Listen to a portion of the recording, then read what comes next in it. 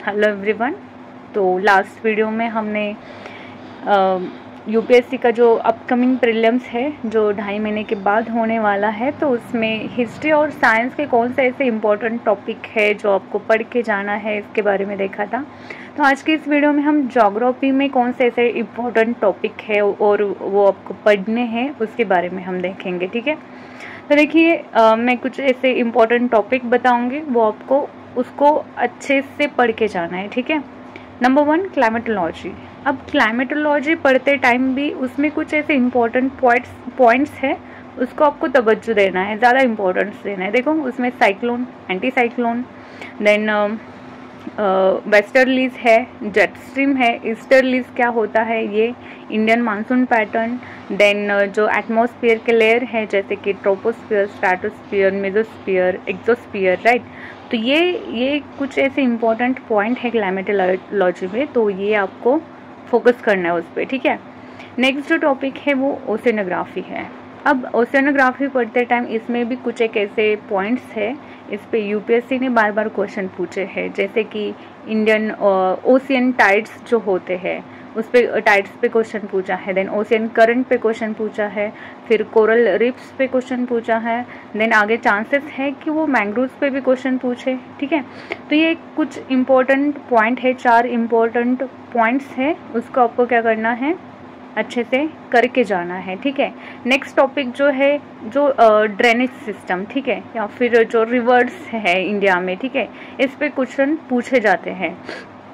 देखो अब क्या है ना कि वो मैक्सिमम जो बड़ी बड़ी रिवर्स है जैसे कि गोदावरी है, सिंधु रिवर है, इंडस, उस पर तो पूछा है उन्होंने लास्ट ईयर क्वेश्चन, राइट। फिर ब्रह्मपुत्र रिवर है, इस पे भी क्वेश्चन पूछा है उन्होंने। तो ऐसे कुछ इम्पोर्टेंट रिवर है, इस पे वो क्वेश्चन पूछते हैं। तो आपको जो इंडिया का ड्रेनेज पैटर्न जो है वो पूरा का पूरा अच्छे से करके जाना है। फिर जो इम्पोर्टेंट बड़ी रिवर है उनके ट्रिब्यूटरीज के बारे में आपको ध्यान में रखना है, उनके ओरिजिन ध्यान में रखना है, फिर वो कहाँ पे जाके ड्रेन करती है, कौन से समुद्र में जाके मिलती है, इसके बारे में आपको अच्छे से करके जाना है। ठीक है। तो रिवर सिस्टम का करना है, ड्रेनेज सिस्टम का करना है, देन ओशिनोग्राफी, देन आपको क्लाइमेटोलॉजी को भी अच्छे से करके जाना है। इसके बाद मैं कहूँगी कि जो छोटे छोटे टॉपिक है उसमें आता है मिनरल्स का। ठीक है। तो मिनरल्स के बारे में आपको अच्छे से करके जाना है। तो इसमें क्या करना है, देखो मिनरल्स तो बहुत सारे हैं, जैसे कि गोल्ड है, कॉपर है, कोबाल्ट है, ठीक है। तो ऐसे कुछ, या फिर यूरेनियम ले लो, थोरियम ले लो, ठीक है, जो न्यूक्लियर एनर्जी बनाने के काम आता है। ठीक है। तो क्या करना है आपको इसमें कि कौन से मिनरल का इंडिया के कौन से एरिया में डिपोजिशन ज़्यादा है, ये आपको ध्यान में रखना है। फिर इन मिनरल्स की यूज़ क्या है, इस पे अप्लाइड क्वेश्चन, मतलब इनके एप्लीकेशंस क्या है, ये भी ध्यान रखना है।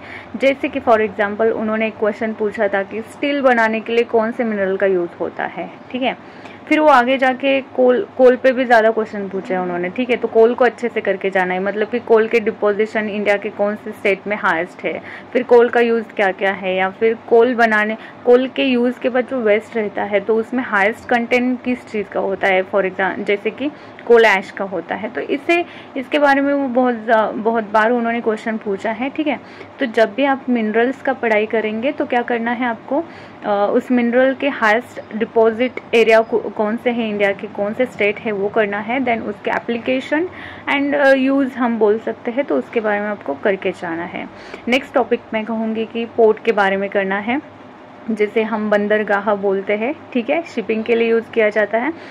तो देखो इसमें क्या है ना कि इंडिया का जो कोस्टल एरिया है उसके अराउंड में जितने भी पोर्ट्स है उसको आपको रट के जाना है, मैं कहूँगी ध्यान में रखना है। फिर उन पोर्ट्स के क्या क्या इंपॉर्टेंट है वो ध्यान में रखने हैं। अगर कोई करंट में पोर्ट है, जैसे कि उन्होंने लास्ट ईयर में कामराज पोर्ट पे क्वेश्चन पूछा था, तो करंट में कोई पोर्ट है तो उसके बारे में भी आपको करके जाना है। ठीक है। नेक्स्ट टॉपिक मैं कहूँगी लेक। ठीक है। जो इम्पोर्टेंट लेक है जैसे कि चिल्का लेक है, पुलिकट लेक है, ठीक है, या फिर राजस्थान में जो एक लेक है सॉल्ट लेक है। ठीक है।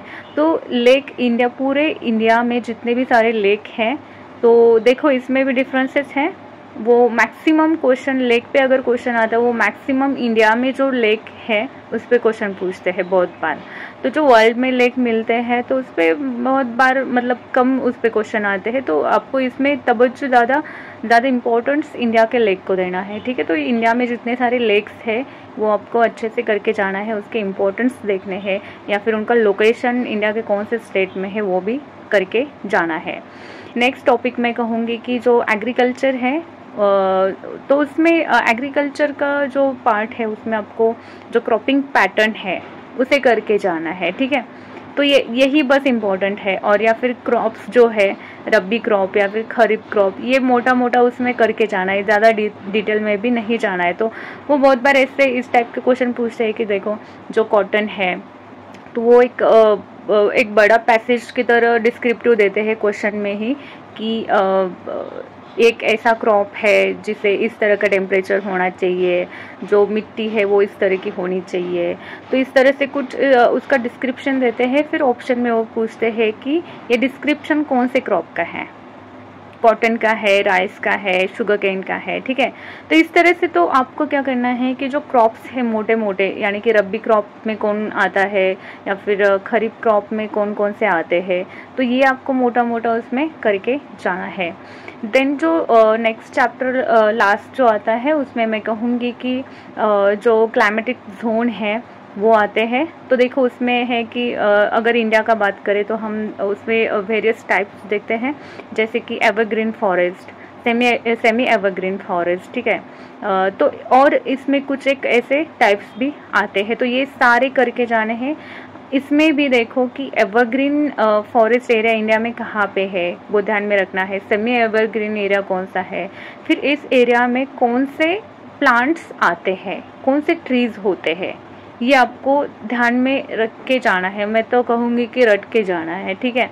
ये आपको क्लाइमेटिक जोन इंडिया के बारे में ध्यान में रखना है, प्लस मैं कहूँगी कि जो पूरे वर्ल्ड में क्लाइमेटिक जोन है वो भी आपको करके जाना है, जैसे कि ब्रिटिश टाइप ऑफ क्लाइमेट क्या है या फिर चाइना टाइप ऑफ क्लाइमेट क्या है।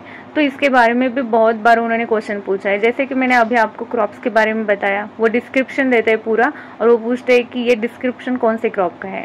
उसी तरह बहुत बार वो क्या करते हैं कि वो एक क्लाइमेटिक जोन का डिस्क्रिप्शन देते हैं और पूछते हैं कि ये सेमी एवरग्रीन फॉरेस्ट का डिस्क्रिप्शन है या फिर एवरग्रीन फॉरेस्ट का है या फिर ड्राई फॉरेस्ट एरिया का है। तो ऐसे कुछ वो बहुत बार क्वेश्चन उन्होंने पूछे हैं। तो जब आप क्लाइमेटिक जोन के बारे में पढ़ाई करेंगे तो आपको ध्यान में रखना है कि उसमें आपको क्या करना है, जो क्लाइमेटिक जोन के एरियाज ध्यान में रखने हैं, उनके लोकेशन ध्यान में रखने हैं, मतलब कौन से एरिया में वो मिलते हैं। देन आपको वहाँ पे जो प्लांट है, कौन से प्लांट मिलते हैं वो ध्यान में रखना है, या ठीक है। तो बहुत बार वो डेजर्ट एरिया में जो प्लांट्स मिलते हैं उनका भी डिस्क्रिप्शन देते हैं और पूछते हैं कि कौन सा ऑप्शन सही है, ठीक है। तो इस तरह से क्वेश्चन कुछ होते हैं। तो देखो जब भी आप ज्योग्राफी यूपीएससी के लिए पढ़ते हो, स्पेशली मैंने जो ये आपको बताया, एक्सप्लेन किया, तो वो प्रीलिम्स के लिए है। तो जब भी आप ज्योग्राफी का पढ़ाई करते हो यूपीएससी प्रीलिम्स के लिए, तो ये कुछ ऐसे टॉपिक हैं इस पे यूपीएससी बहुत बार क्वेश्चन पूछता है, और इसमें भी मैंने आपको बताया है कि इसमें भी कौन से ऐसे इम्पोर्टेंट पॉइंट है उन टॉपिक में भी, तो उनको आपको इम्पोर्टेंस देने हैं। तो अगर मुझे लगता है कि आपने ये पॉइंट करके गए तो मैक्सिमम से मैक्सिमम आप क्वेश्चन जो है वो इजीली सॉल्व कर सकेंगे। Thank you and stay tuned with me.